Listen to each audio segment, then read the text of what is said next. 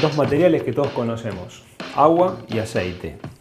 Y como podemos ver, se separan, ¿sí?, en dos fases bien definidas. Agua y aceite no quieren estar juntos. Sin embargo, haciendo uso de la nanotecnología, nosotros podemos hacer que materiales tan distintos como el agua y el aceite no solamente estén juntos, sino también se ordenen de una manera muy particular a una escala muy pequeñita.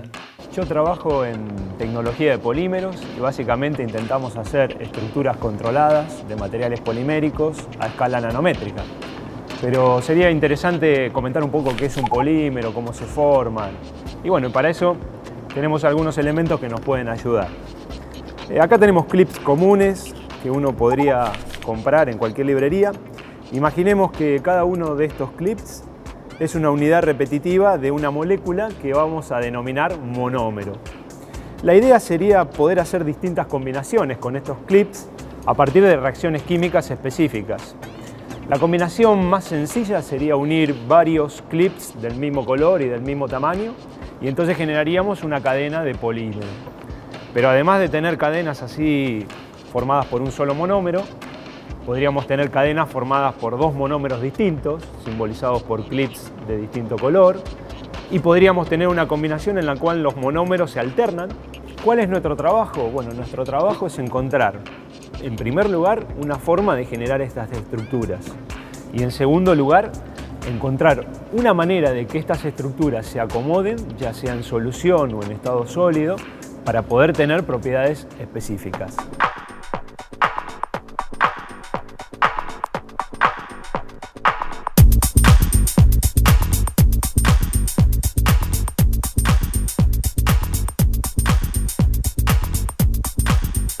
Bueno, muchos materiales poliméricos tienen algunas particularidades que son realmente asombrosas. Por ejemplo, aquí tenemos un copolímero que está formado por algunas moléculas que están ordenadas, es decir, tienen un comportamiento cristalino, y otras moléculas que están desordenadas, y que ante cambios de temperatura pueden llegar a tener una respuesta particular. ¿Cómo está formado este material? Bueno, básicamente este material a escala nanométrica está formado por dos copolímeros. Un copolímero que es semicristalino, que tiene algunas partes ordenadas, que serían estos clips que están alineados, y otras partes que están desordenadas, que son los clips estos grandes desordenados, pero también los amarillos. Con una diferencia, estos pueden moverse un poquitito y los amarillos están congelados en su estructura. Entonces, cuando sumergimos el material en agua caliente, esta que está acá, lo que nosotros estamos haciendo es desordenar la estructura que antes estaba ordenada. Entonces, ahora tenemos movilidad no solo de la parte que era cristalina, sino también de la parte que ya se movía. Entonces, eso es lo que nos da flexibilidad en el material. Ahora, ¿qué pasaba con la parte desordenada? En ningún momento se movió, y eso es lo que le da unidad al material. Por eso yo ahora, habiendo fundido la parte semicristalina, pero manteniendo congelada la parte que no tiene ninguna cristalinidad y que la denominamos amorfa, puedo darle la forma que quiera a ese material. Por ejemplo, en este caso, estoy haciendo un 7. Si yo esta estructura la pongo en agua fría, lo que estoy forzando es a las partes que antes estaban ordenadas, que vuelvan a ordenarse. Las partes que se movían van a continuar moviéndose, no mucho, pero siguen moviéndose, pero las partes que antes estaban ordenadas vuelven a recuperar su orden inicial. Y es por eso que con la diferencia de temperaturas vuelvo a obtener la nueva forma. ¿Sí?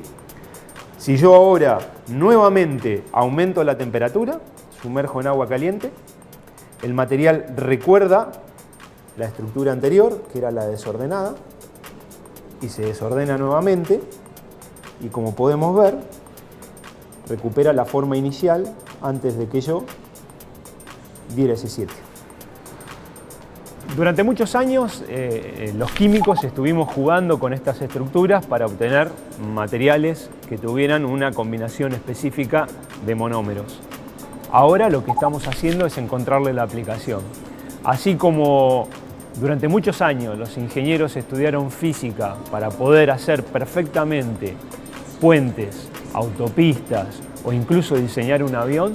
Hoy los químicos queremos hacer lo mismo, pero a escala nanométrica, a una escala muy pequeñita, la escala atómica. Lo que nosotros queremos hacer es generar esos puentes, esas autopistas, esos aviones que nos permitan adentrarnos en el mundo de la materia en esa escala nanométrica y poder realmente hacer construcciones de ingeniería. En eso consiste un poco la nanotecnología de polímeros, diseñar polímeros a medida con los cuales nosotros podamos jugar con sus propiedades.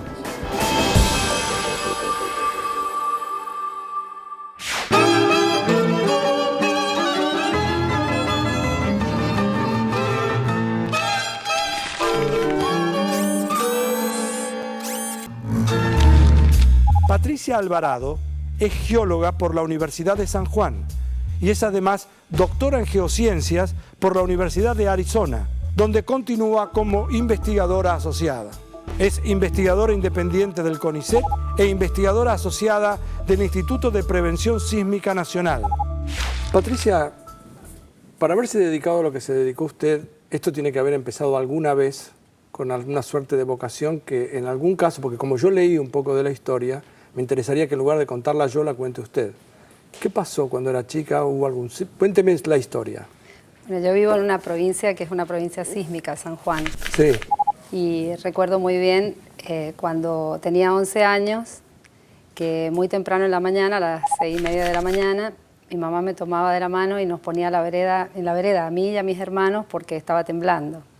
¿Estaba temblando el piso? Sí, se movía el suelo, se movía el piso y se movía el agua de los tanques de las casas del barrio Belgrano, donde yo vivía en ese momento, y no paraba.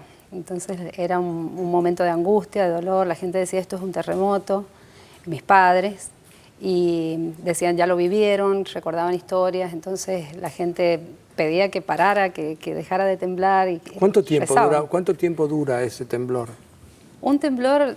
la liberación máxima de energía, por ejemplo, el de 1944 fueron 10 segundos, pero el de 1977 fue mucho más largo, porque recién después de 20 segundos que empezó a temblar se liberó la máxima cantidad de energía y entonces duró cerca de 30 segundos o 40 segundos, fue muy largo. Y usted tiene un recuerdo de eso, no como si fueran 30, 40 segundos, sino como si hubieran sido 6 meses, ¿no? Una vida.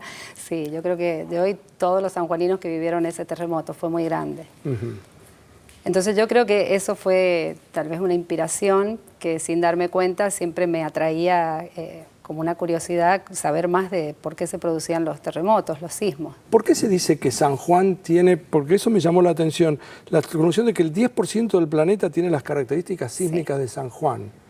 ¿Por qué? ¿Qué es eso? A ver, explíqueme un poquito. San Juan tiene una cordillera de los Andes que es la expresión de la compresión que ejercen las dos placas de Nazca y Sudamericana cuando choca una contra la otra, que es un movimiento imperceptible, pero que si uno es del tamaño de centímetros por año, es lo que crece una uña. Sin embargo, cuando uno lo mide en miles y millones de años, llega a levantar la cordillera, ¿no? Ahora, San Juan no solo tiene la cordillera de los Andes, tiene también una cordillera a 100 kilómetros de profundidad que se va metiendo por debajo de lo que pisamos en Sudamérica y eso hace que se incrementen las posibilidades de generar sismos, ¿no?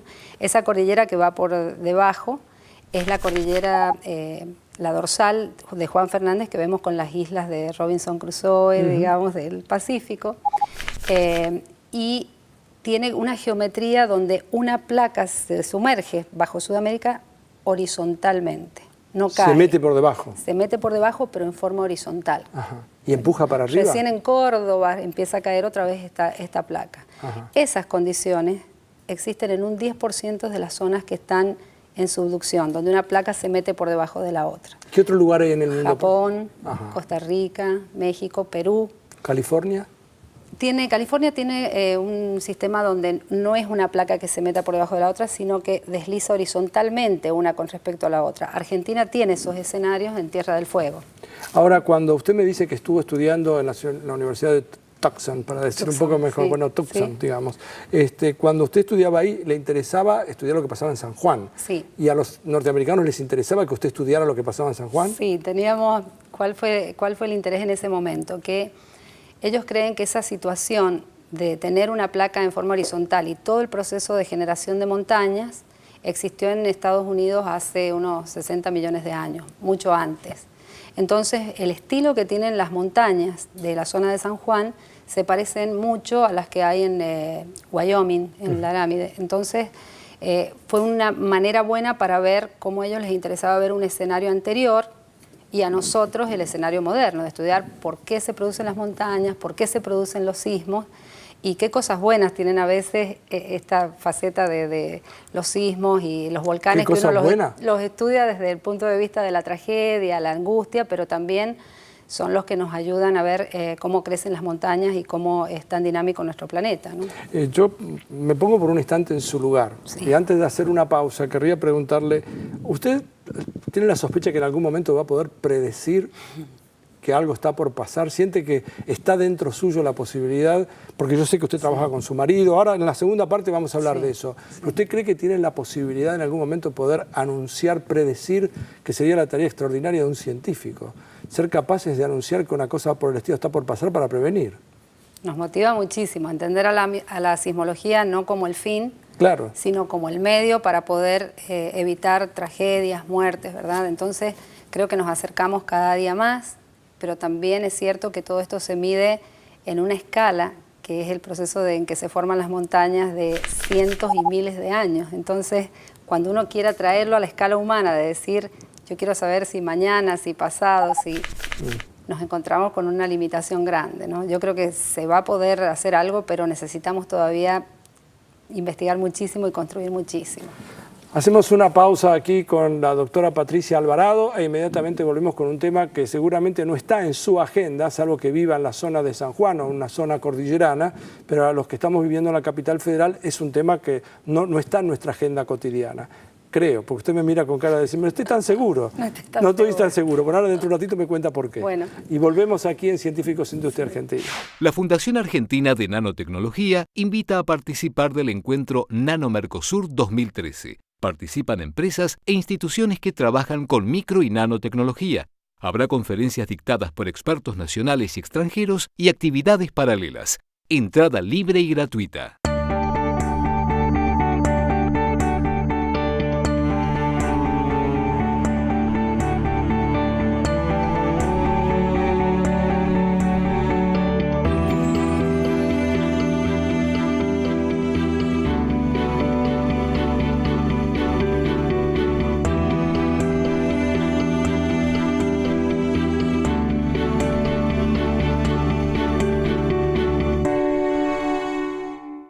Ellos ya se inspiraron. Ahora inspírate vos y vení a Tecnópolis a vivir el arte.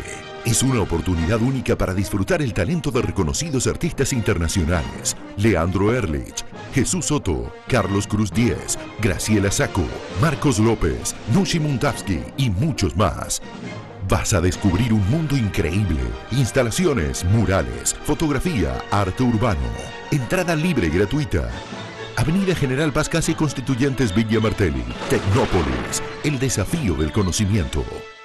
Presidencia de la Nación. ¿Un instrumento? La guitarra. ¿Mermelada favorita? Rosa mosqueta. ¿Una prenda de mujer? Tanguita. Moscardelli, ¿probó con Quiniela Plus? Con Quiniela Plus tenés un pozo mínimo asegurado de $1.000.000 pesos y podés ganar con 8, 7, 6 y 5 aciertos. Lotería de la Provincia.